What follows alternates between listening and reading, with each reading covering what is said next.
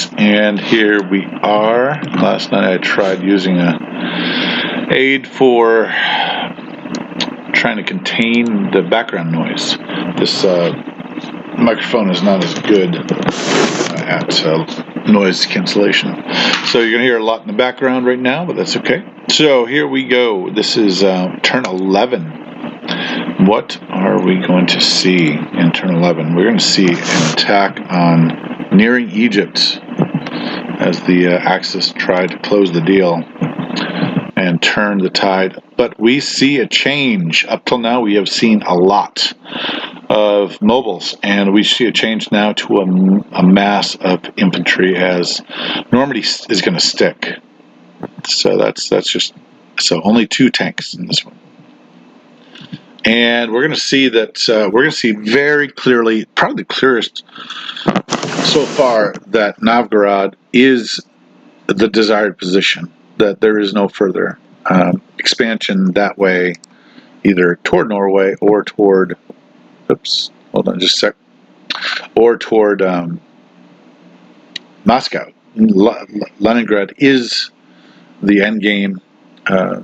And it's a holding pattern here on the East Coast, Eastern Front, while his real focus is on the Middle East to make the difference.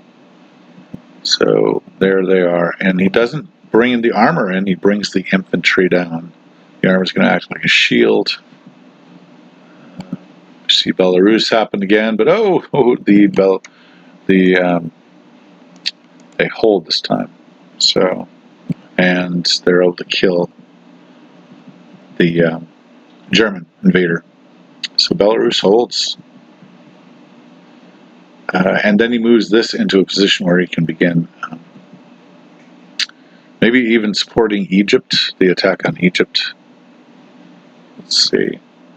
And then bunching up, not in West Germany, letting the 13 damage sit, but in Germany itself. And then moves the Viborg troops from threatening Finland to, okay, we're in Novgorod, that is the purpose. And even move some of the Novgorod troops out. And then finally gathering for the final assault on Egypt, which of course will not stand. And 3 troops go into Novgorod. And it's a hold. This is really just a holding position. Grab Egypt. Probably, I'm not sure what the ambitions are beyond Egypt. Maybe Africa. There's not a front there. 4 lost a blockade.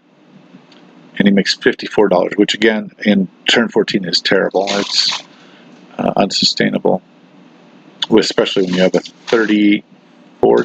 That's $34.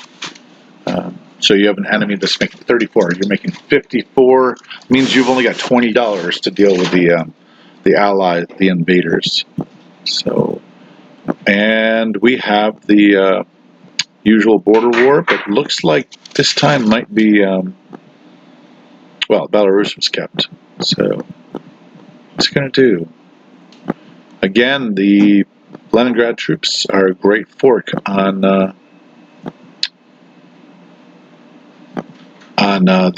mobiles in Novgorod.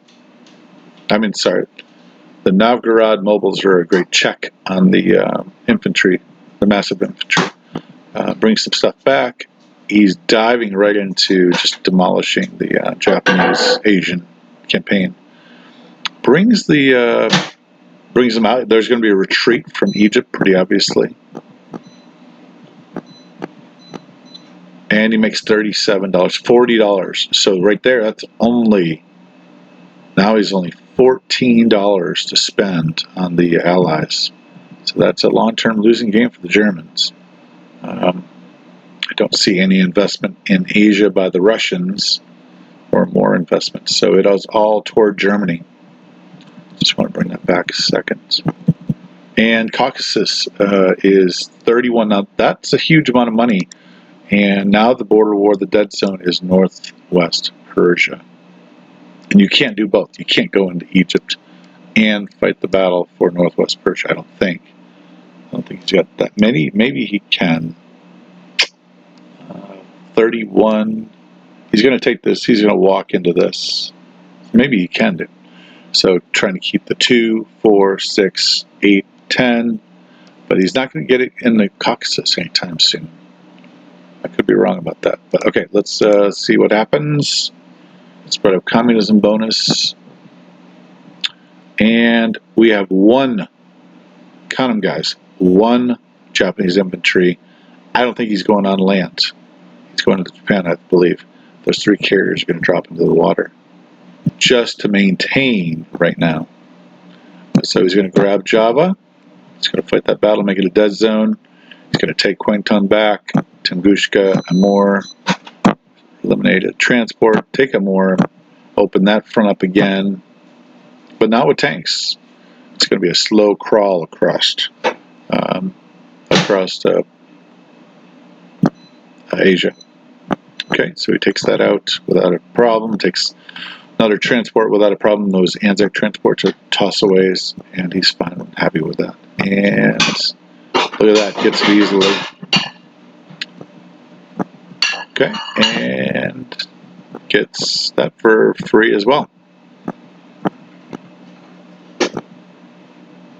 Kansu, just a small force, harassing force out there. And this is a big one. He actually moves out of Shan State. That's a big move. That is a big move right there. And brings people down to French Indochina. That's his bastion. It's his foothold. Everything else is going to be lost, I think. So, but that strategy worked for so long and was a minimum effort because of the massive amounts of Chinese troops that are now on the board. And he makes $55, which again, not going to be able to compete. Now he's making it competitive. Amazing. 10 fighters, 12 carriers. 12 carriers, people. 9 subs, but 12 carriers. These 10 plus the 12 there, plus the 14 there. So 24, 36. 36 infantry, not counting 37. 38 planes, 39 planes on the board. So you thought you needed a lot of infantry for the Asian land battle, and he's not winning it, but he's holding even at $55. That's pretty amazing stuff with so few troops on the board. In fact, we could count. If I had more time, I'd count them, but there's just not a lot of grounders. 1, 4, 6, 16, 22, 23, 23, 24, 25, 26, 26, and 5. 31 grounders, 32 grounders on the board. That's it. And of course, that's easily countered by this stuff right here. Okay, let's keep going. Time flies, bro. We're having fun. And we'll bring in the Americans. So 8 units for the ground and 5 for the ocean. So he does equal his investment in the ocean and ups it by 1. Okay, and Holland, Belgium. And now he can push into Karelia. And now he can do a raid on Germany itself, causing only 3 points of damage.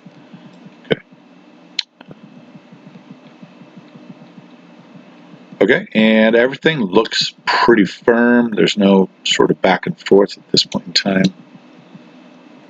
The dead zone will become Viborg as he pushes in.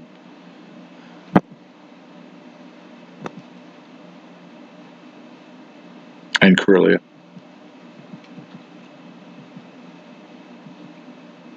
But you know, the snake right there, I mean, can strike. I mean that force, I mean, it would be a desperation move on his part, but that 31, 33 could move in there. I don't think he's got 33 in there right now. Oh, he's got 34. So just be aware, someone's keeping careful track. Look at that. Where's the planes? Down here. They can do double duty, triple duty even down here with the 12 fighters being able to reach Ukraine or West Ukraine, as well as Normandy, Bordeaux, as well as Transjordan. So quite a location for the aircraft. Let's keep going. And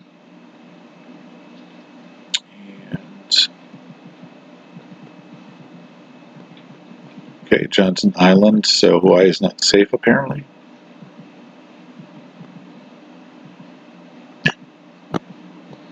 Okay. Oh, so here we go.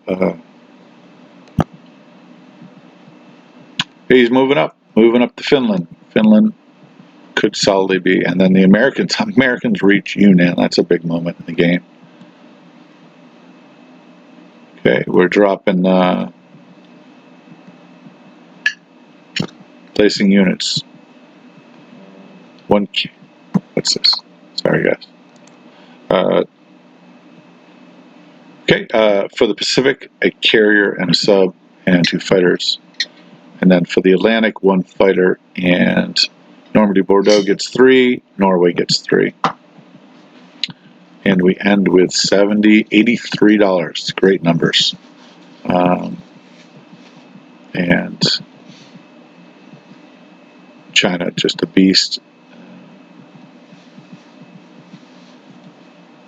Unstoppable at this point in time. 8 infantry in Yunnan, 39 units.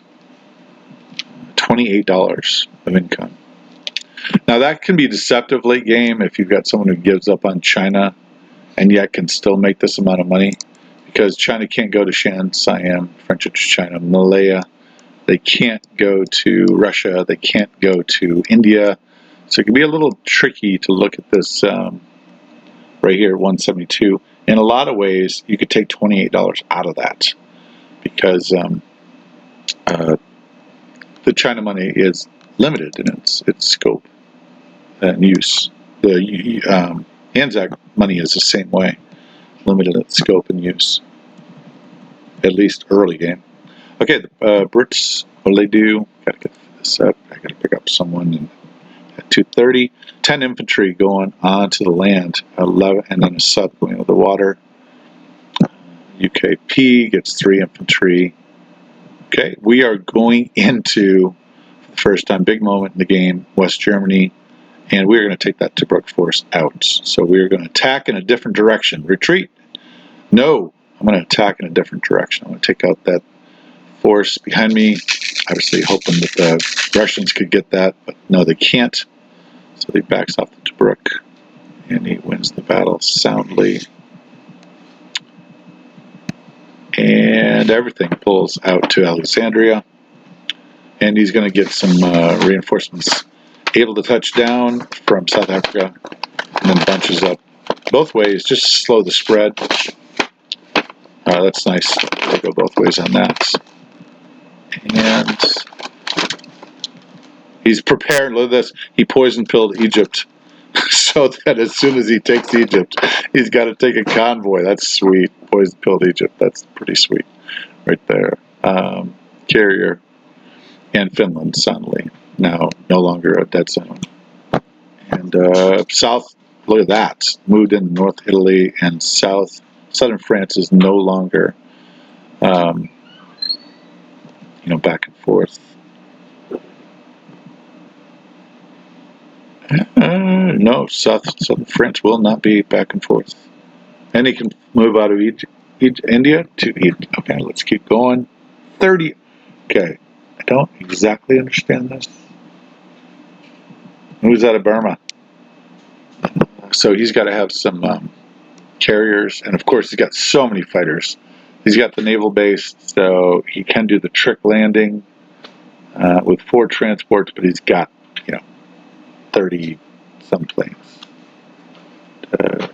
36 planes. Okay, let's keep going. So he's got to back off on India and Yunnan. Okay, and he collects $40. That's a bad moment. He collects 7. Okay, and they are strong. Certainly the Italians are strong, and they can take back quite a bit of this stuff. Western Germany, Holland, Belgium. but a war of attrition that the Allies are fine with losing. And I did realize that earlier, that the Allies can afford, because of their income, they can afford to lose 2 or 3, sometimes to 1. Because if you look at the players, they have more than, oh wow, more than 150 more units. So they can afford to lose even as much as 3 units per. That's pretty amazing. All right, so Anzac is up. They buy transport. Fight that battle of the Money Islands. But a fighter in it. That's what they do. Taking down the transports. Okay, and again, he's got both ways blocked up, chalked up, I guess. I would say not blocked up, chalked up. So that he just will not be able to take a lot of territories in Africa very fast. All right, that is, let's just look at the end game here. Let's see how much time I got left. I got like a few minutes. Okay, so again, we got multiplayers here. So how much is he going to put into Egypt? Because at this point in time, where do you go from here? So he's got to be able to protect Persia. He's got to be able to protect Northwest Persia even. He can produce 3. He'll be able to produce 3 there. So that's powerful for sure. This is his strongest point on the board right here. The most troops. 11, 26, 36, 46, 47 there in Leningrad area. Here he's got 10, 23, 33, 38, 40, 38 and 6 is 44, 54, 60. So he's got 60 troops in this area with the additional 12 that can reach. Here he's got the 25, 35, 36, 36, 40, 44, 40, 46, 46 here. And then a nice mobile force here to try to maintain this border. But that's, obviously he's going to be, well, I guess this is just a front. Nice front with those mechs able to hit Ukraine. It's a great job of, and then really quite good job, but the no quick movements, no sudden movements, just gradual weight bearing down on the axis. But it's masterful defense. I mean, really masterful. But now it's, and if we look at the players, 112. So even if he gets the $7 from Egypt, minus the $3, so not 7, but $4 extra, that does not move the needle much. So he fight. This is such a wild card, though. I tell you, these the fighters being able to reach where they can reach. If he did do a gambit, and he got lucky, but he's running the numbers every time. And of course, the ability of these fighters to go over here, as this prohibits him from going to C-Zone 6. No other. He's not made the mistake the Allied players made. No factory will be used against him. He's dependent upon transports, but even the transports, he's only got 4, and he has lost some. He'll probably produce more, but he didn't. I don't think he did this time. Let me just see if he did real quick. He might have produced a transport this time. Nope, produced a sub. And I'm sure if we checked this stack out, we would find that this guy is much more about, not about the carriers, but about making sure the carriers are full, because I don't think his carriers are full. No, his carriers are not even close to full. His carriers are, he could have 2 more fighters on this, so he's almost full carriers. And the Carriers and subs. Carriers and subs. Even the Anzac subs. So, the only thing about subs is if you get hit by an air raid, obviously that makes it really tough. But he does have a 2-plane scramble, 3-plane scramble. Let's see what how many units are in this. 53 units are in this zone. 2 of them are, so it's 51 fighters, plus the 3 is 54. This is 44. Of course, we could look at the hit points. Him getting 12 more hit points on top of that, and 2 more, so 14 more hit points than that, which brings us, of course, closer to that 53 number. And of course, they can't attack at once. So Caroline is, the secret sauce in Caroline is definitely, it's not easy to comprehend how this is not trench warfare. But, I mean, if that's the way that China can do this, then glorious trench warfare, right? I mean, and he's about to lose this, and this. No sudden moves, though, guys. No sudden moves. And like I said, look at how he moved back. Look at the strength of that army, and yet he decides the best thing he can do is move back to India. That's pretty amazing. All right, let me just tour the battlefield one more time. This force here is keeping control of the Money Islands and Philippines, as well as keeping this in check. This, however, is keeping Sea Zone 6 in check and allowing for China to do just what it's done, and the Russians to move.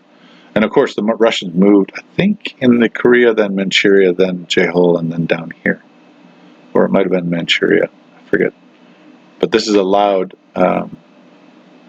the Russians to do so well.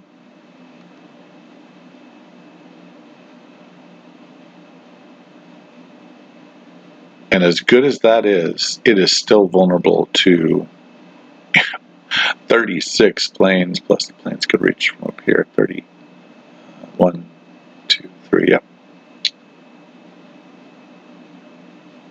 And of course, all the infantry could attack. So there may be maybe there's a gambit in the future where he goes all out and decides, got to try it. And then this, not held back by this, but contained, slowed, I guess, is what I would say.